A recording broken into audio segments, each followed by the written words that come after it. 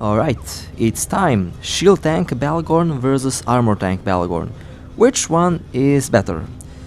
Now I have been using my Bhaalgorn for a very long time now, exclusively as a armor tank, and I'm very happy with the result. The ship serves me very well and it runs perfectly fine. I have been using my Ashimu as a shield tank for almost 2 years now, and that ship also runs really good. So I practically don't wanna change the builds, but I got very curious to see if I can make the Bhaalgorn work as a shield tank. Now, as with the other Blood Raiders, this ship has excellent bonus on Nosferatu and neutralizers, and of course excellent bonus on lasers. Blood Raiders have a little bit more armor than shield. That's because they are meant to be a armor tank. But they also run really well as a shield tank because they have excellent capacitors. And the lack of shield isn't actually a big problem. You can easily compensate with the rig integrations and of course with other rigs. Now let me show you my shield tank Bhaalgorn fit, practically mirroring the armor build just with adaptive shield hardeners and with shield boosters. Same can be said about the rigs. I'm using the same rig setup that I have on my armor Bhaalgorn. In this case, the rigs have been replaced with the shield tank rigs. Here you can take a look at what rigs I have installed. Basically, I focused on resistance and shield boost per cycle, and of course the shield boost amount. That so far was the best combination for the 4P rig integrations that I like to use. Here you can take a look at how much shield I repair per cycle.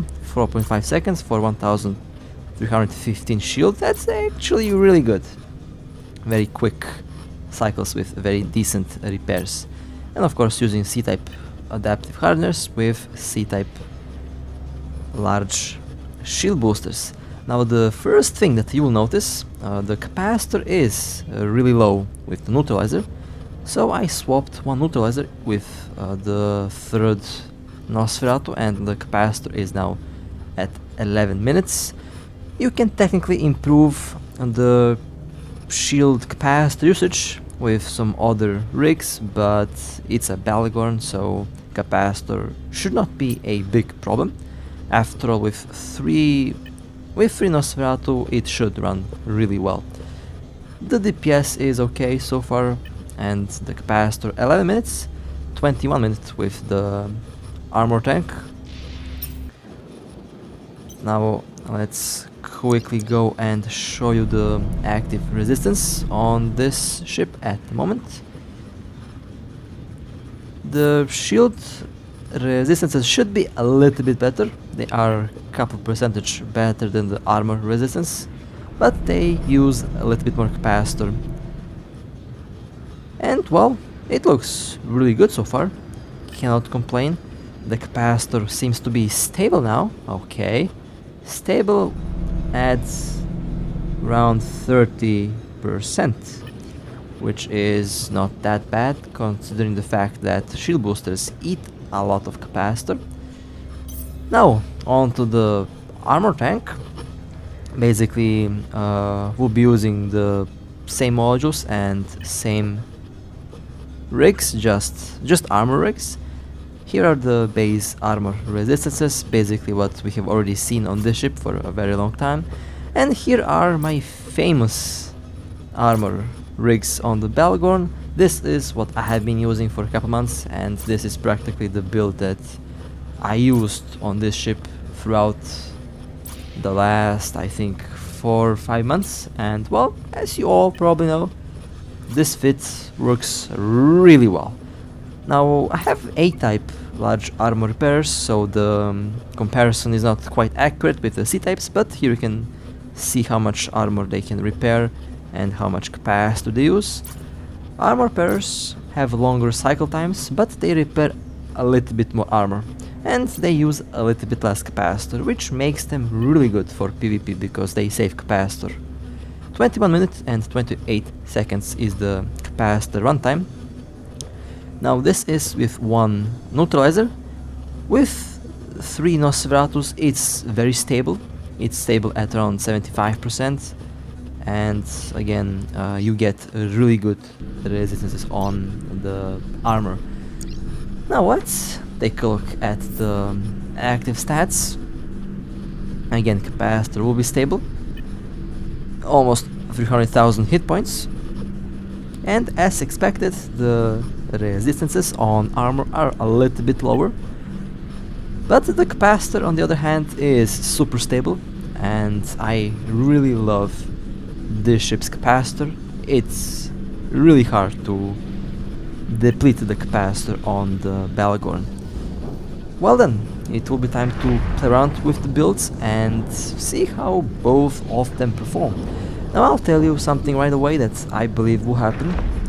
I personally believe that both will work around the same, and that's mostly because that's the feeling that I have for the Bhaalgorn at the moment. Now, my skills for armor and shield tanking are, I think, around the same. I might have a little bit better skills in shield than in armor, because I kinda forgot to skill the armor stuff, but they should be around the same, so I would expect them to perform in a similar way. For the Ashimu, I can also kinda say the same thing. A armor tank Ashimu is really good, and I know a lot of pilots who fly the armor tank Ashimu. Now why am I not swapping the tank on the Ashimu at the moment? Well, I have been using the same build for like 2 years, haven't had any problems with a armor tank Ashimu, and honestly I don't feel like I need to change the build on that ship. And I think I can say the same for the Bhaalgorn. I would say the armor tank on the Bhaalgorn is still really good. However, I would say the shield tank works as well. Based on the numbers that I've seen, of course, I still have to play the armor tank Bhaalgorn. I will do that in a couple minutes here. But I have been using the armor tank Bhaalgorn to smash camps, and overall the extra armor that you get from the nanocore, and overall the extra armor that you get by default from this being a Blood Raider ship is very useful. So these ships are meant to be armor tanks, but if you don't want to use them as armor tanks, you can use them as a shield tank without a problem. One thing that might be a small problem if you choose a shield tank is with the tank overall, with the overall tank, because you don't have a shield option for the nanocore. You practically can choose between capacitor, between laser damage, laser range, Nosferatu range. The base stat on the nanocores usually is a pick between armor, speed, and laser damage. If you're using a shield tank on the Bhaalgorn, then picking armor as your primary stat on the nanocore is kinda pointless. So that's the only real problem that I see. Or it might not even be a problem, because you can pick extra DPS or extra speed, both which help this ship a lot. I would say extra speed is a very good and valid option, because the Bhaalgorn by default isn't the fastest, it's actually the slowest faction battleship. So extra speed or extra DPS is definitely a good choice if you go shield tank. If you go armor tank, then extra armor is definitely very helpful. I have 2 nanocores, one nanocore specialized in Nosferatu neutralizer range and efficiency, and of course the strength on the neutralizers, while the other nanocore is specialized in tank. And well, not surprisingly, or should I say surprisingly, I found myself using the tank nanocore a lot more often than the other nanocore, because I really love this ship being a very tanky little monster, and so far it did not disappoint, not even a single time. The Bhaalgorn currently sits at the first place of my most successful ships. The second place goes to the Orthus, third place goes to the Cinnabal, and fourth place goes to the Ashimu. The Ashimu slowly climbing up. I haven't been flying that ship that often before, but recently I've started to fly the Ashimu and I absolutely love the ship. When I say recently, I had like a couple months break from flying the Ashimu, mostly after I bought the Orthus. But as you all probably know, the Ashimu is now fully back in action, and that ship is pretty good. One thing that I have to do on the Ashimu, I have to change rigs. Of course, still going to remain a shield tank, but I kinda want to try out the same rig setup that I have on the Bhaalgorn. I can only imagine how much shield the Ashimu can repair if it had the current rigs that I have on the Bhaalgorn. Before I think it was one of the last balance updates when they fixed the armor tanking. Back then, a couple months ago, or should I say a year ago, armor tanking wasn't that good. But thankfully that was fixed, and now armor tanking is really good. Works really well on these ships. And in a lot of cases I find myself going armor tank just to save the extra capacitor. Shield tanking is heavy on the capacitor. And again, that's not a big problem if you are flying a Blood Raider ship. But it can be a problem if you are flying anything else. One of the greatest advantages for Blood Raiders is the very, very good capacitor.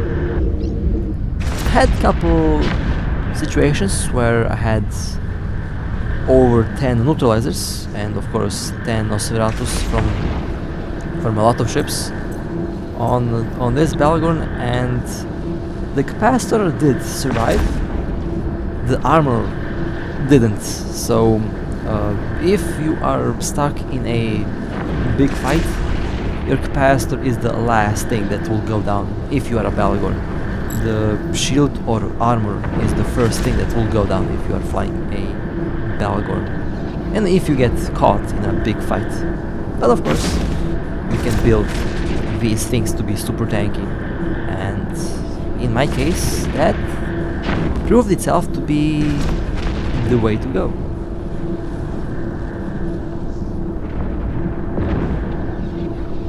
Now, come to think of it, I might actually buy a second Ashimu and make the second Ashimu a armor tank. Then I can fly the armor and shield tank Ashimu at the same time. I have a lot of other ideas for these ships.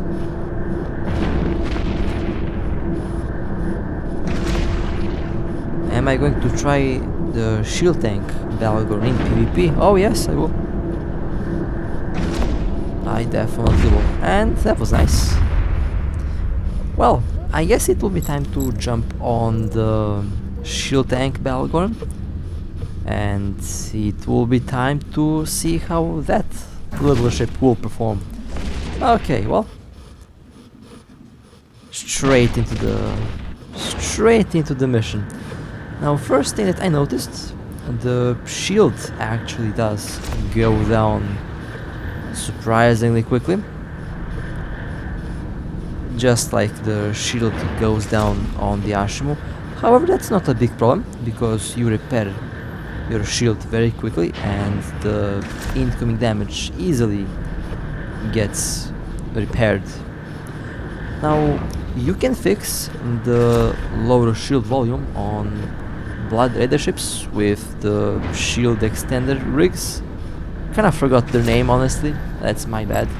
But there is one rig that you can basically use within your rig integrations that will improve your shield volume, and you can easily get around 40 to 50,000 shield hit points on this ship.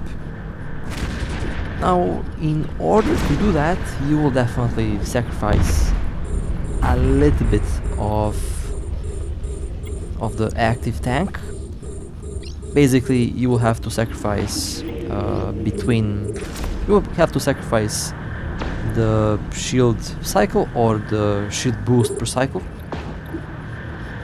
in order to fit the extra rig for the extra shield volume. But in my case here, I haven't had any problems with the 36,000 shield hit points. So far, I would say it holds really well. I'm waiting for the shield to go down just a little bit more before I start to repair the shield.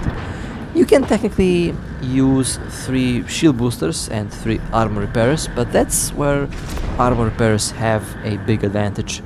With 3 shield boosters, the capacitor will be in serious trouble. You will not be cap stable with 3 shield boosters on the Bhaalgorn. You will have around 4 to 5 minutes of capacitor time with the 3 Nosferatus up and running.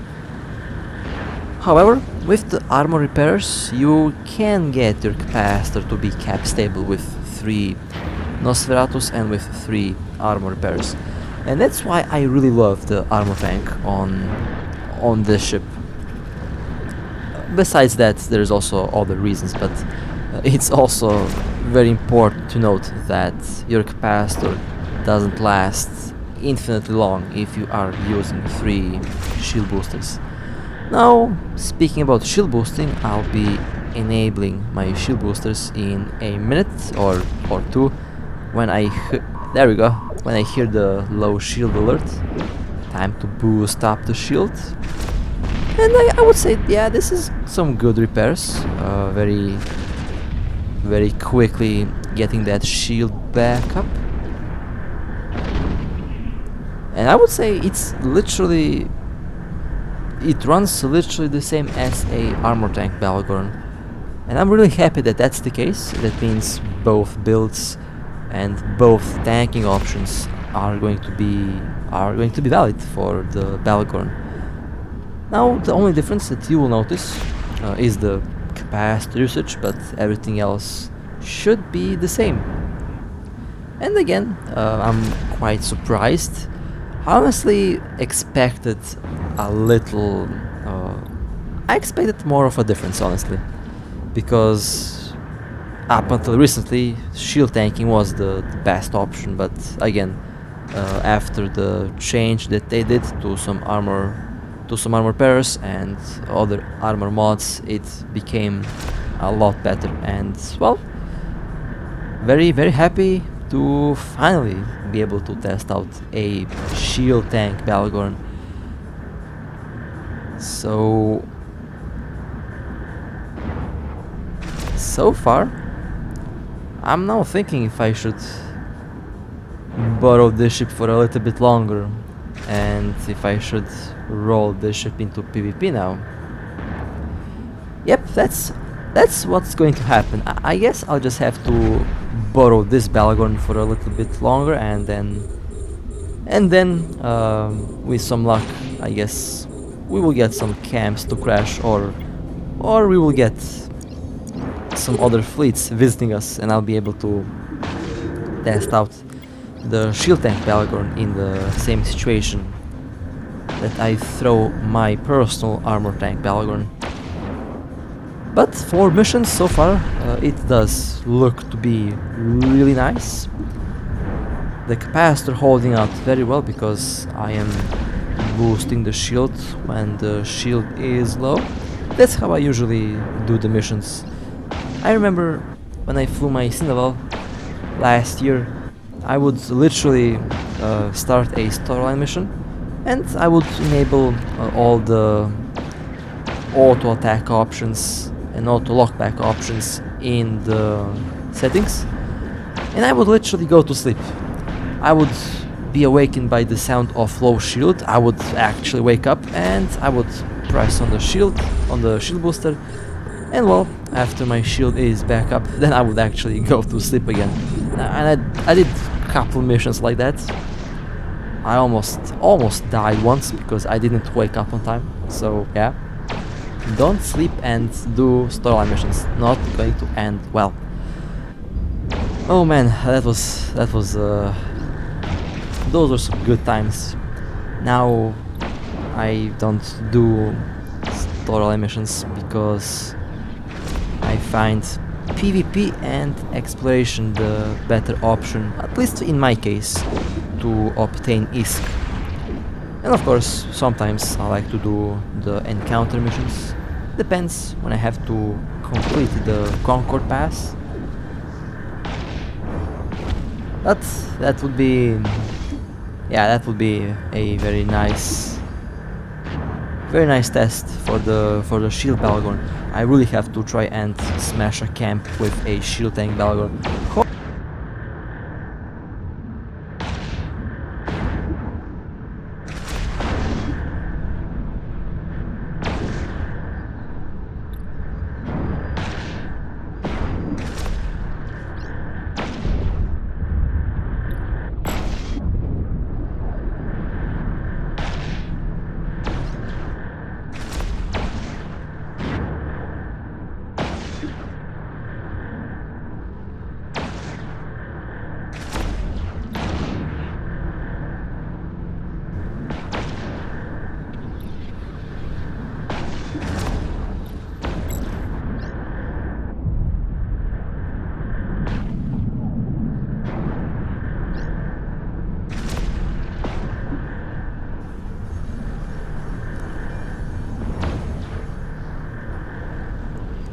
I actually still cannot believe that I became a battleship pilot that quickly. Just a couple months ago, I was exclusively a cruiser pilot. I wouldn't even jump in a battleship. Now, I basically flew all battleships within a couple months. And I'm actually glad that I started to fly battleships. I started to enjoy them. They are really good ships. Okay, time to boost up the shield again. Those are some nice repairs. I like the short cycle time, 4.5 seconds. The default cycle time, I believe, is 8 seconds, so that's a very good reduction. Not quite sure if I can get that to like 4 or 3 seconds. I think I can get that to 4 seconds. I'm actually 100% sure that I can. But 4.5 is still good enough. And I also have to keep in mind that the faster the cycle is, the lower the capacity runtime will be, because the shield boosters will eat more capacitor per minute if they have shorter cycle times. And of course, that's the disadvantage that shield boosters have. Good advantage for the armor repairs is that they don't use a lot of capacitor, but they have quite long cycle times, and that might be a little problem. If your cycle time is around 15 seconds, then yeah, it might be a little bit problematic to wait 15 seconds to recover around 4,000, 6,000 armor.